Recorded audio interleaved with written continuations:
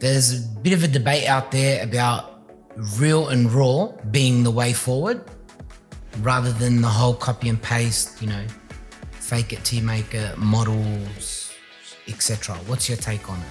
Where do you stand? Soon you're not going to have that ability. People are just going to have too much access to know who you are. So be careful. You would rather start that journey now. My advice quickly is to be raw and authentic now. Come on, give me the intro, man. Start. Forget about your intro. Just fuck the intros, fuck everything. Surviving the digital jungle is tough. We're here to guide you through it on the Digital Jungle Podcast. Hello and welcome again, guys. Thank you very much for joining in. All right, let's go. Kenan, how are you? Good. How are you? Good. Thank you for coming. Thank you. Okay, so I've been listening a lot, out there and, listening, watching, seeing a lot of comments. And I've come up with a few topics that I want to pick your brain about. I feel like, working with you for such a long time, you have a lot of value to give. And I would love some of your real feedback, irrespective of how upset someone might get if they're listening. I'll be as honest and straight up as possible. There's a bit of a debate out there about real and raw being the way forward rather than the whole copy and paste, fake it till you make it, models, etc. What's your take on it? Where do you stand? There's pros and cons for both. I would say there are pros and cons for both. The way the world is moving, right?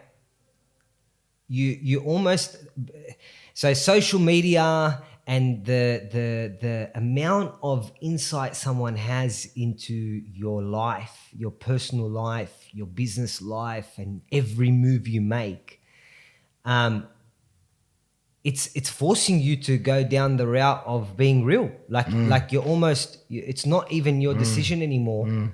In the next few years, so you don't have a choice. You almost don't have a choice. But right now, you almost have a little bit of a choice. You can probably get away with it by, sort of the copy and paste, the iStock photos, and sort of present something that is a bit of smoke and mirrors. But soon you're not going to have that ability. People are just going to have too much access to know who you are. So be careful. You would rather start that journey now. My advice quickly is to be raw and authentic now. That's who you are. That's who your business is.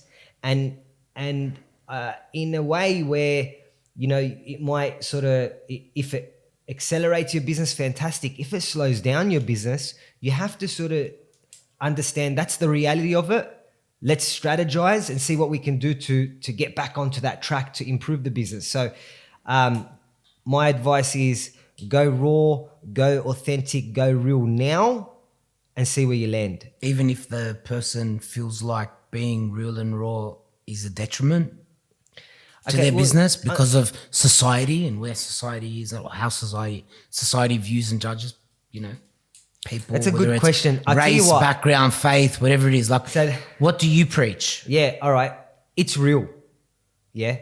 The same way. So fuck the world, be the way you are? Yeah, you have to. The same way, that's a big topic, right? The same way a business owner wants to profile their perfect customer, the customer wants to profile the perfect business for them to use, right? So both sides can't get upset, right? But the reality is people are more comfortable with certain types of people and some people are uncomfortable with other types of people. That's just the reality of it. I'm not going to lie, you know what I mean? Based on the feedback I get from some business owners, they are warmer to some races or ethnicities or whatever, where they live, regions, all of that sort of stuff. And I know a lot of customers are too. Anyway, I say be who you are. Because at the end of the day, you're still rocking up to a job or you're going to be answering a phone call. Some people can understand through your accent. I'll give you an example. You put this image in front of a customer, all right? And if it's a false image, is the first experience after that they see this website, is the first experience not consistent to that website. 100%. If that's the case, let's say you're scoring at 100%, yeah? The second they pick up that phone call and they hear an accent or whatever it might be and it doesn't match or it's inconsistent, you lose 10 points. And it doesn't mean you're not going to win the client over. No, it just no, it means you doesn't. might win them with an ugly feeling in their stomach. Yeah, and then you say, you know, like even if you're a bit concerned about how people perceive, you know, race or appearance or whatever it might be. No, like, I'm not saying that. I'm just saying no. real Wait, and wait, raw no. means... No, but 1 second. What I'm trying to say is, yeah, that's a little bit of insecurity in yourself, right? But it's real because I know I've had it, right? I know So I've do you had advise insecurity. do you advise to develop a thicker skin and move past it? 100%. That's what I mean. What I mean by insecurity, you have to face that insecurity. You have to tackle it. You have to I love it. Face your rechange the way you insecurities. think. At the end of the day, are you good at what service or product you're providing? If you are, that's your focus. You understand what I'm saying? So if you're a physiotherapist, right? And if you're a little bit concerned about the way you appear or your ethnicity or whatever it might be, like you really need to work on your mindset. Remove that insecurity. Remember who you are and what service you're providing. Deliver that, because deliver the best service you can. Excellent. And then you can gain confidence, because people are going to they're going to start talking about how good your service is. Fantastic. Yep. That's 100%. Thank you very much. I think that's actually really valuable. You know, we should talk about that on a bigger scale next time, but it's a good reminder. Yep. It's a very good reminder for people to realize that they have to focus on what they offer or their product or their service. And that's why someone comes to them, not necessarily because of their color of their skin, nationality, faith, size, whatever. Yep. Right. Okay. So the next one is kind of somehow on the back of that. Like, I've heard this saying many times, and it's from yourself. And I feel like our viewers need to have a deeper understanding behind it. And it's along the line of perfection is overrated, right? Now, the perfection is overrated. The main kind of topic behind it is about, you know, production versus like producing high levels of content versus not producing high levels of content, you know, quantity over quality, quality over quantity, constant thing. Perfection is overrated. Now you got to add the real and raw element to it, which speeds up production, you know. Like, give us a deeper insight into your belief system on why perfection is overrated. Well, I hold that statement really close to my heart. Like I use it as like a constant reminder. I do. Like, because I tell you why. Perfection is overrated. Okay, so first of all, think about this, right? Perfection. There's no such thing as perfection. I know. Okay, good. It's probably... So no. Let's say you're shooting for something that doesn't exist. What a useless fucking thing to do. No. If you're thinking about it right now, waste if you're money, shooting waste for perfection, time, waste all of it. No. But like, of course, I know some people are going to say, you know, let's get as close as you can to perfection. Yeah, whatever. But you know, at what cost? You know, at what cost?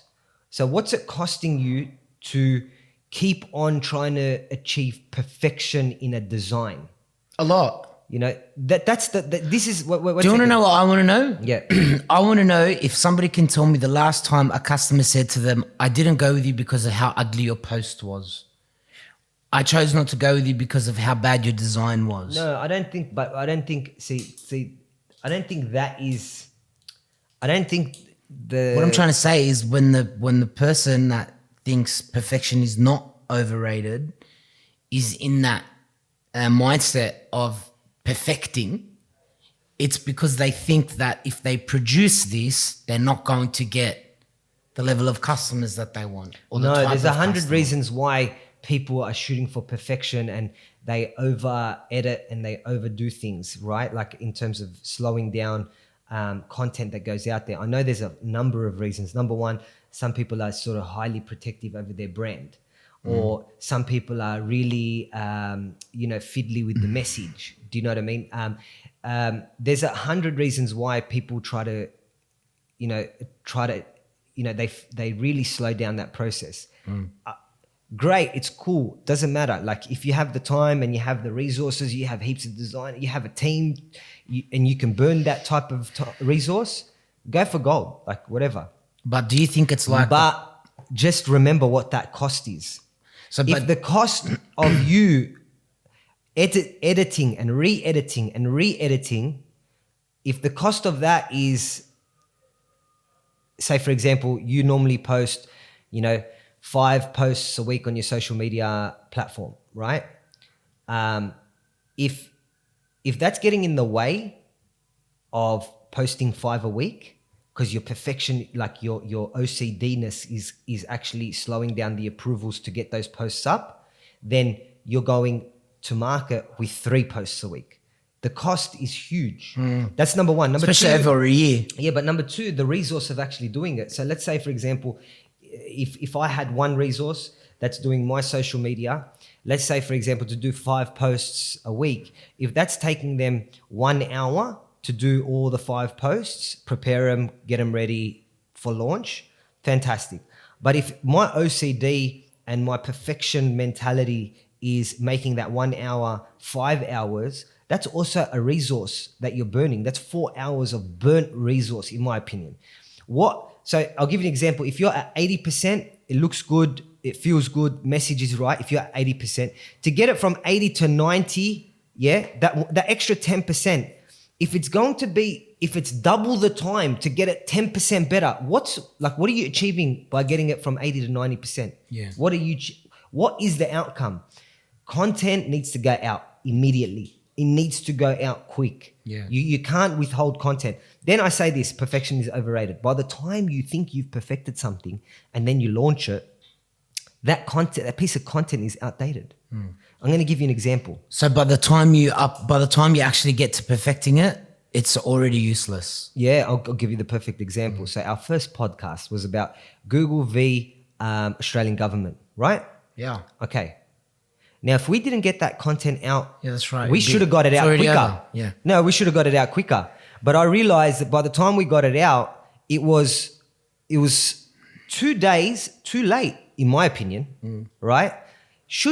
The process needs to be streamlined. Perfection is overrated. Like the amount of edits that we probably did on that podcast slowed it down 2 days, which made the effectiveness a lot less. Isn't it the same as, like, for example, and this is a very common problem, right? Somebody builds a home, right? And they try to perfect it. They move in, then they want to sell it later. A real estate agent comes, knock on the door and says, oh, you're overcapitalized. Yes. Isn't that the same type of concept? Like, you've not only did you waste your time and your money, but you'll never have the value of what you invested in. So if you invest, like, it won't ever be to the right value, like if you invest all this time and money into building a website, like I personally have seen projects take 1.5 years, right? What type of projects? Website projects. Yeah. By the time they finish, go live, like the original, the homepage design is outdated now, I agree. I've seen in our own queues, I've seen some customers come with a website that's really not practical to do AdWords on, or Google AdWords or Google Ads on. And we're in the middle of doing a landing page to get their ads directed to that landing page. But the amount of edits that were needed to be done on the landing page, non-impactful edits, right? Yet there were ads running on the main website that wasn't like... Probably not even fucking good. Like, it wasn't anywhere near as good as what the page in edit was. Yeah. Okay, cool. So just set that live and start moving. Do you know what I mean? And not only that, like, taste changes so quickly now. Design guy, like styles, tastes, like you really got to be quick. I got it. So basically get out of your own way and let things happen. Absolutely. And I think what you just said, the get out of your own way. That is super, super important. Get out of your own way. The only thing I do say is if I was to give someone a tip, right, this would be my tip. Have like a minimum baseline, objective. Like say, for example, you're doing social media posts or you're doing a website, whatever it might be. You know, you can't be loose and negligent where you don't even look at the content and you don't even care about, like you can't be loose and negligent, but you also can't be picky and, you know, OCD, right? You have to have a balance. So basically, choose that middle balance and create like a baseline principle. Yeah. If my colors are right, if it does meet the raw and authentic, if the messages seem right, move forward.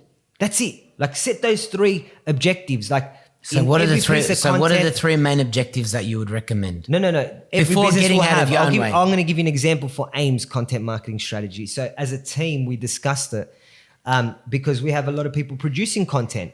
Now we can bottleneck it to make sure only you, myself, and a few others approve these, and then we're bottlenecking this approval system. But if we encourage content to be produced by our entire team, we also need to give them the freedom to post and for us to get that content out there. So there was an objective, there was a minimum requirement that we had to come up with as a company to release the flow. So it doesn't have to be bottlenecked into an approval system. Sure. What that meant was it had to be according to brand guide, which is simple, right? So we had our color schemes. That's simple. Our objective as a company was raw. So really the people producing that content, we wanted to hear from them and we wanted them to produce it. So we wanted to push it. Is it raw and is it real? And then also its uniqueness. Okay, got it.